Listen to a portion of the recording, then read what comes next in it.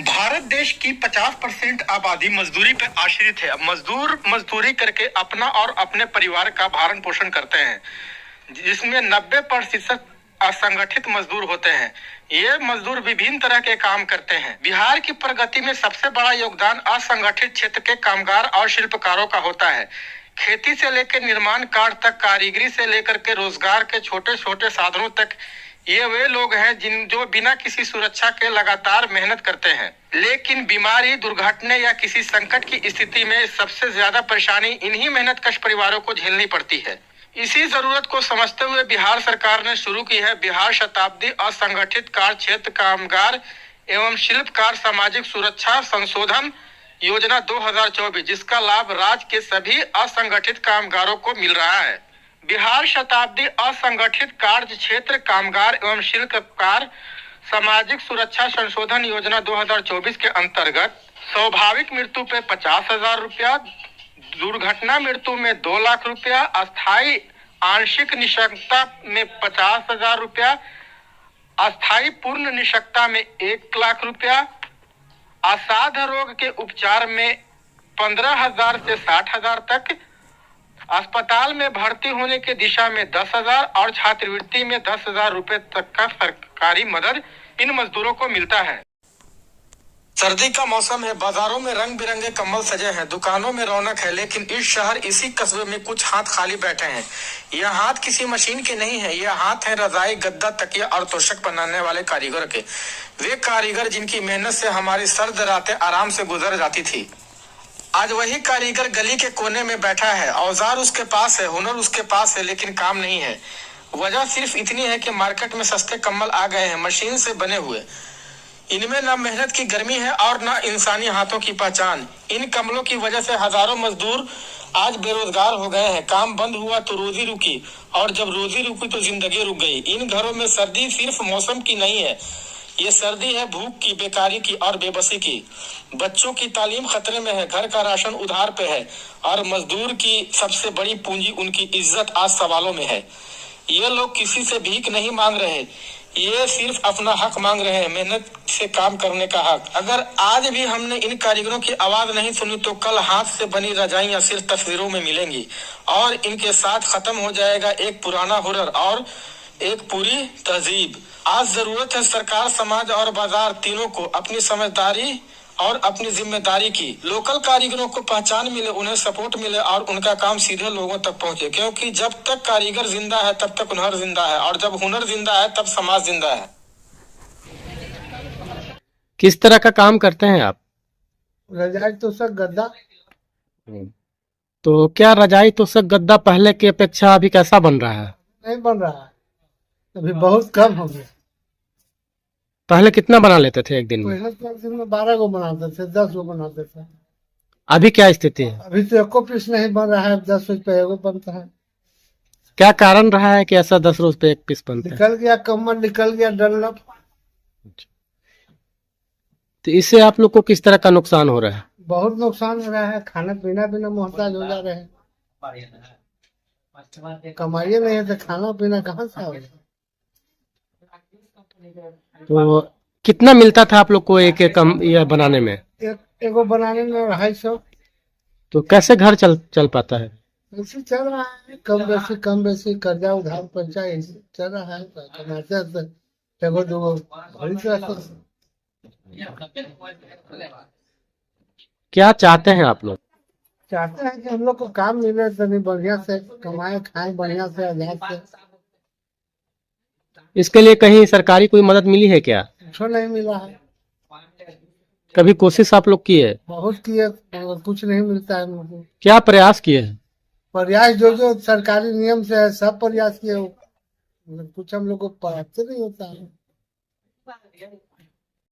Uncle, यहाँ पे कितने दिन से आपकी दुकान है? 45 साल। किस तरह की दुकान है आपकी? रुई के है, कपड़ा है, बेडशीट है, मच्छरदानी है, वगैरह वगैरह, तकिया है। तो सर ये जो रुई का है, जो रुई से जो गद्दा बनता है या तोशक बनता है, तकिया बनता है, तो पहले के अपेक्षा में अभी क्या स्थिति चल रही है इसकी? अभी तो बहुत आधों से आधा हो गया है। क्या कारण रहा कि इस काम में लोगों को दिलचस्पी कम हो गई? इसलिए कि अभी अब कंबल, नया दौर में कंबल आ गया है। आजकल के बच्चे हैं जो कंबल से प्रभावित रहते हैं, वो सब कंबल पसंद कर रहे हैं। हम लोग को है जो जवान तबके के बूढ़े टाइप के आदमी है, वही केवल पसंद करते हैं। इसीलिए हम लोग का कम हो गया है। तो इससे रोजगार पे क्या असर पड़ा है? रोजगार पर बहुत बुरा असर है इसका आज के दिनों में। तो जो सिलाई लोग करते थे उन मजदूरों का क्या हालत है? सब मजदूर का हालत अब खराब हो गया है। दिन पर दिन बेचारा ठोकर खाते चल रहा है, और क्या करेगा। आप लोग तो सिलवाते थे लोगों को मजदूरी दे करके, तो पहले कितना पीस पर डे निकलता था, अभी कितना पीस निकलता है? पहले तो हम लोग को 10, 15, 20 पीस तक हो जाता था, मगर अभी तो 1 पीस, 2 पीस, कभी नागे दूर रहता है, चारों रहता है। इसके लिए कोई सरकारी पहल या मदद हुई है? नहीं, सरकारी पहल इस पर कुछ नहीं होता है। सरकार तो कुछ देता लेता है नहीं। आप लोग चाहते क्या है? हम लोग चाहते हैं कि सरकार कुछ दूसरा रोजगार कराए, पैसा दे, तब न होगा। इसमें तो बंधा हुआ मजदूरी है। अभी का दौर में 200-300 रुपया मिलता है कारीगर का। दिन भर बेचारा 200, 250, 150 कमाता है। कभी वो नीले रहता है, तो बच्चों को पेट नहीं चल पाता है। पढ़ाई नहीं है, लिखाई नहीं है। अब 200-250 मजदूरी कमाता है, सरकार का जबकि है 500 रुपया रोज कमाना है, और सरकार से भी कम मिलता है। इससे क्या होगा? फायदा तो है नहीं। और आदमी अब करता क्या है, क्योंकि दूसरा काम तो हल जानता नहीं है आदमी। भैया किस तरह की दुकान है आपकी? लार और कपड़ा, रजाई, गद्दा। तो रजाई गद्दा इस मौसम में बिकता था, अभी क्या स्थिति है? अभी स्थिति तो ठीक नहीं है। सब रजाई के जगह पर कंबल ले रहा है। तो जो लोग रजाई सीते थे, तोशक सीते थे, उनको कैसे आप देखते हैं? वो बेचारा बैठा हुआ है, एगो दूगो काम मिलता है, कभी नहीं मिलता है। पहले कितना रजाई तोशक का काम होता था, अभी क्या स्थिति है? पहले रजाई के काम तो अच्छा चलता था, अभी तो नहीं चल रहा है। तो अभी उसके जगह पे लोग क्या यूज कर रहे हैं? इसके जगह पर कंबल ले रहा है। तो सर अभी आपको एक वीडियो दिखाया हमने, जिसमें जो सिलाई करने वाले जो मजदूर से, खास तौर से जो रजाई तोशक तकिया बनाते थे, उनको अभी सही ढंग से काम नहीं मिल रहा है और वो एक तरह से बेरोजगारी के कगार पे हैं। तो उनके लिए सरकार की क्या योजनाएं हैं? हमारे पास लेबर से संबंधित योजनाएं, एक तो हो गया कंस्ट्रक्शन में लेबर, निर्माण श्रमिक, और एक जो निर्माण श्रमिक नहीं, वो हो गए। तो ये लोग निर्माण श्रमिक के अंतर्गत नहीं आते हैं।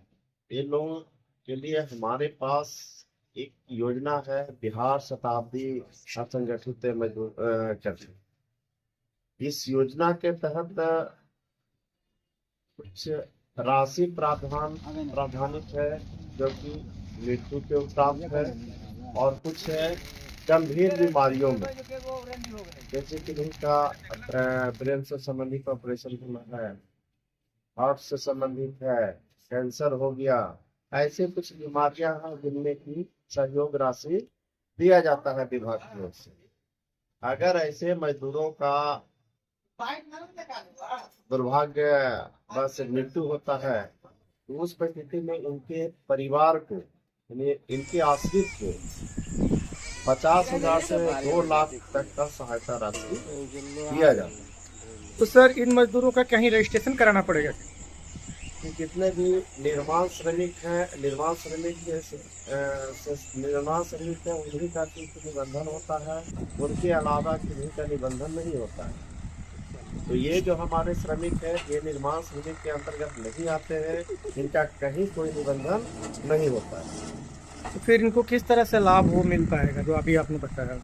इनका लाभ वही, अगर गंभीर बीमारी होता है, जैसे बताया कि कैंसर हो गया, ब्रेन से संबंधित कुछ ऑपरेशन करना है, या और कुछ इस तरह से गंभीर बीमारी है, तो डॉक्टर जो प्रिस्क्रिप्शन देते हैं ऑपरेशन से संबंधित, उसके आधार पे और उनके पंचायत के माननीय मुखिया जी के वार्ड समिति हो गए, ये लोग अपने पैड पे लिख करके देते हैं कि किस व्यवसाय में लगे हुए, और उसके आधार पे हम लोग निर्णय लेते हैं कि इनको दे है या नो।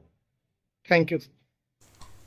लेकिन ज़मीनी स्तर पर इन योजनाओं का लाभ लेना इतना आसान भी नहीं है। गरीब मजदूर किसान जो मजदूरी कर रहे हैं उन्हें सटीक जानकारी नहीं होती है। इस डॉक्यूमेंट्री को देखें और अधिकारी के बताए अनुसार उनके बातों को सुने और उनके बातों को फॉलो करके आप अपने अधिकार को पा सकते हैं। तो आगे मिलते हैं अपने एक नए डॉक्यूमेंट्री के साथ, जिसमें हम दिखाएंगे कि कैसे इन वंचित परिवारों को इनका अधिकार मिल रहा है।